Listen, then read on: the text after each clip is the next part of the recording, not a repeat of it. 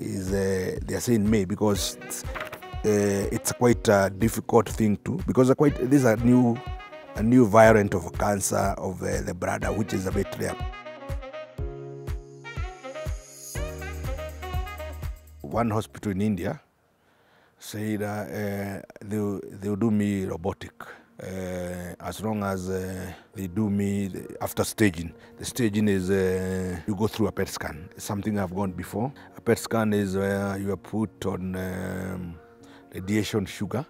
It is put through your body to show how cancer has spread. When you hear people are stage 4, it means the cancer has spread so much all over the body. When you're put in PET scan, because cancer have sugar, the radiation sugar will, and the cancer veins are very big, so the sugar will rush to wherever there is a cancer, except the brain and the bladder. The bladder and the brain, there is usually sugar, so it's always. So if you take that negative that way, it will write up. Wherever there is cancer, it will show sugar. Even stage 4, they call it Christmas tree, because it is all over. They will see wherever you are. And I had done that in Dubai, where my cancer was declared. It has not spread, and that's why they did not do the operation of the bladder. So I'm now again on it. That hospital have indicated that maybe after my PET scan, and if, because the result cannot show if it is the staging, they will do me robotic. They have also requested for me to carry the same things.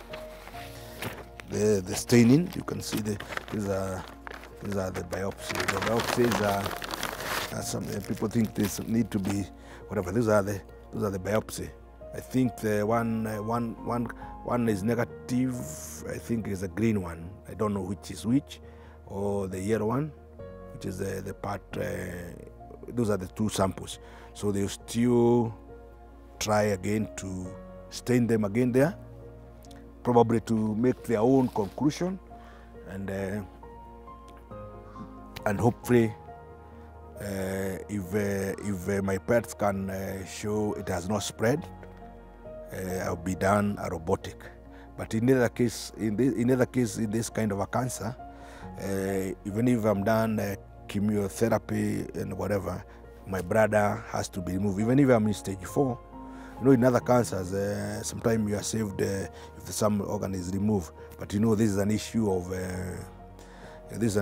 urinating. You can't. It will be difficult. All those things has to be removed. And for you to understand robotic is, I can be able to be put something called nail bladder. Nail bladder is not visible. It can be done internally. It will take time to grow, because you have to be done. It will be done with your intestine and take time how to grow. But meanwhile, you have to be put the side one, which is what I didn't want to have that side one. But eventually, even if I'm done robotic, for some time I have to have this on me. And as I told you, there's a lot of advantage with the robotic. I may not robotic too long, and it takes several hours than the open, but there is less bleeding, all that kind of this. So it has a lot of advantage. So that is what I'm hoping will happen in India. Life, you should take it as it comes.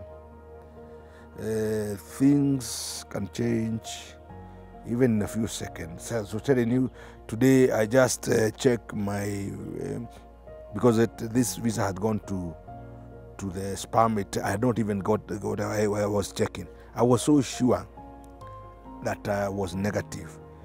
I was preparing even for a board meeting for whatever.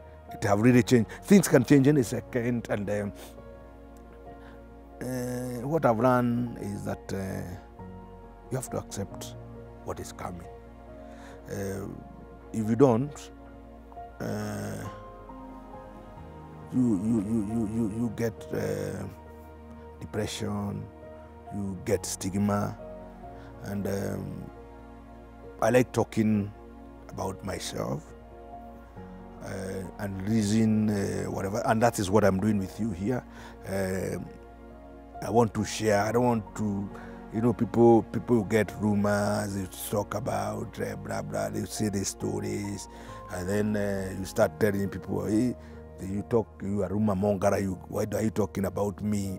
Because stories goes on, and those are the ones that create stigma. That is something I've done, and it's something I would like to tell people. When you share your problems, it reduces what you call rumor. People have to talk about you.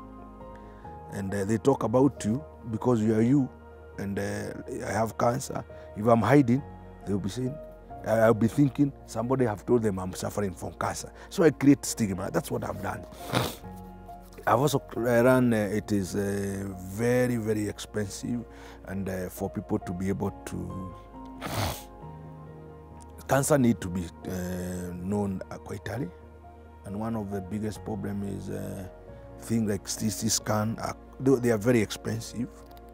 MRI, and even if it is being paid by NHIF, it take a queue, and it can be paid once, and that is one of the reasons why people are detected late.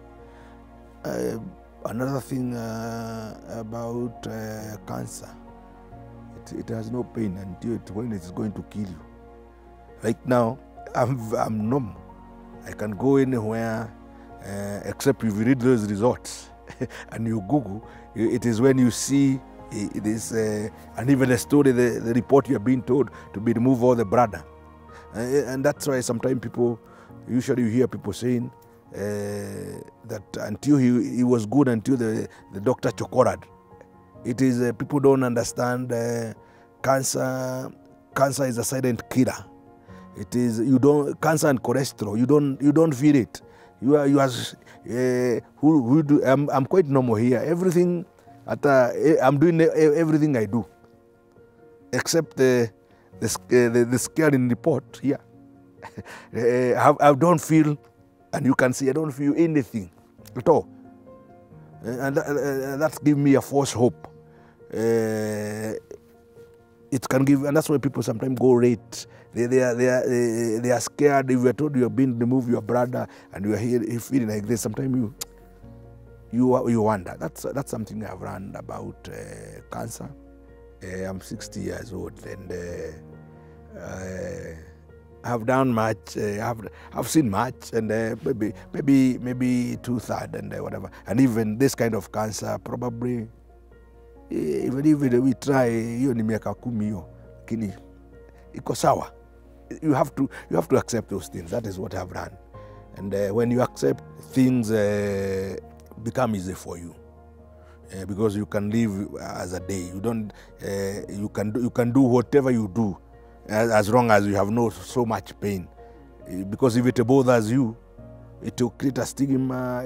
You need want sympathy. You are not doing the things you are supposed to do, and even your family and everybody will become uncomfortable because you are seeking kind of a sympathy, and you transfer.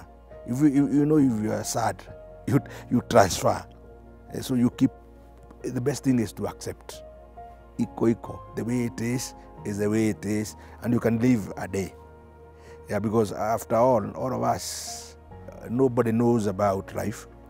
Life can change all of a sudden.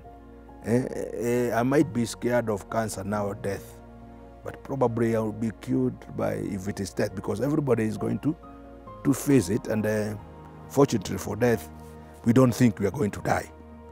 That's why we work every day. Because we don't know, we don't think we're going to die. If life was as simple as that, you die a certain day, then it will be more stressful. So even for me, even if I know I have that cancer in me, I'm not thinking I'm going to die. I don't feel it, and that is what is keeping me working the way I would work a day at a time. I leave my home to go to office. And sometimes you can leave your home, going to office, you get an accident, you die. You do things because they have to be done. You see, I don't look sickly. Yeah, you see, one thing I'm doing, even the team which has been trying to assist me to go, they have been complaining about their patient. Because even if they want somebody to assist, their patient is all over. He doesn't seem to be sick. I think my attitude to it has eased them, has eased their way. Nobody bothers even if I go with my car, even if I'm a bit late. Nobody seems to be worried as such, because I'm doing everything I do. I have not stopped doing anything I do.